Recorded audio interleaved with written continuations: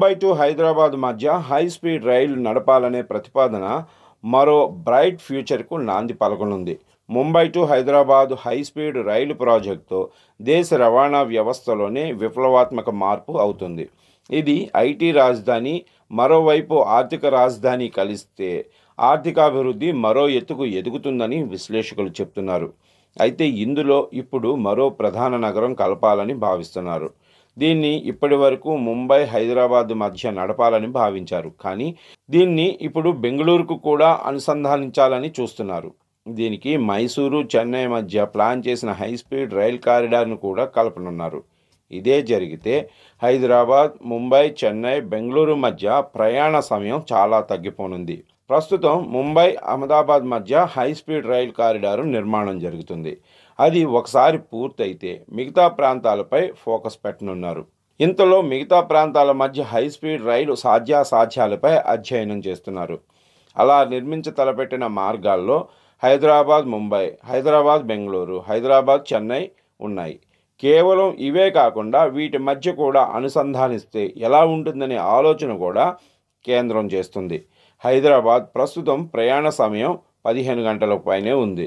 ముంబై, హైదరాబాద్ మధ్య high speed రైలు నడిపినట్లయితే ఆ time చాలా వరకు తగ్గించవచ్చు.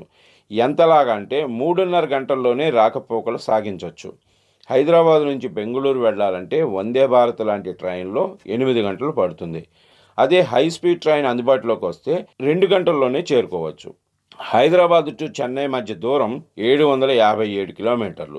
ఈ నగరాల మధ్య రాకపోకలకు దాదాపు 15 గంటల సమయం పడుతుంది. అదే హై స్పీడ్ రైల్లో అయితే 2.5 గంటల్లోనే వెళ్ళి రావచ్చు. ప్రస్తుతం పరిశీలన దశలో ఉన్న ఈ ప్రాజెక్టులు పూర్తి కావాలంటే మాత్రం 10 నుంచి 15 ఏళ్లు పట్టొచ్చని రైల్వే అధికారులు అంచనా వేస్తున్నారు. ఈ అనుసంధానం జరిగితే దేశ మౌలిక వసతుల కల్పనలో గేమ్ చేంజర్ అవుతుందని అంటున్నారు. National high speed rail corporation limited నేతృత్వంలో ప్రణాళిక దశలో ఉంది హైదరాబాద్, ముంబై మధ్య హై స్పీడ్ రైల్ ప్రాజెక్టు.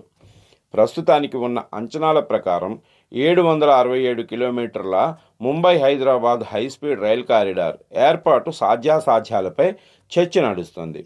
ముంబైని హైదరాబాద్తో 11 వ్యూహాత్మక స్టేషన్ల ద్వారా కలపనుంది. తొలి స్టేషన్ నవీ ముంబైలో ప్రారంభమై కొత్త Navi Mumbai international airport, metro, trans harbour మీదుగా లోనావాలా, పూణే, దౌండ్, అక్లూజ్, పందర్పూర్, షోలాపూర్, కలబురగి, జహీరాబాద్ మీదుగా హైదరాబాద్కు చేరుకునేలాగా ప్లాన్ చేస్తున్నారు. జపాన్ టెక్నాలజీతో నిర్మిస్తున్న Mumbai Ahmedabad high speed rail project నిర్మిస్తున్నారు. అది పూర్తయితే ఆ 2 నగరాల మధ్య గంటకు 320 కిలోమీటర్ల వేగంతో ప్రయాణం చేయొచ్చు. ఇప్పుడు అనుకున్నట్టు 4 నగరాల మధ్య హై స్పీడ్ ట్రైన్ కారిడార్తో అనుసంధానం జరిగితే వాణిజ్యం, పెట్టుబడి, వ్యాపార సహకారాన్ని మరింత బలోపేతం చేసుకోవచ్చు. ప్రయాణ సమయం తగ్గటంతో వస్తువులు, సేవలు, మనుషుల రాకపోకలు సజావుగా సాగుతాయి. ఈ 4 రాష్ట్రాల మధ్య ఆర్థిక సమైక్యత పెరుగుతుంది.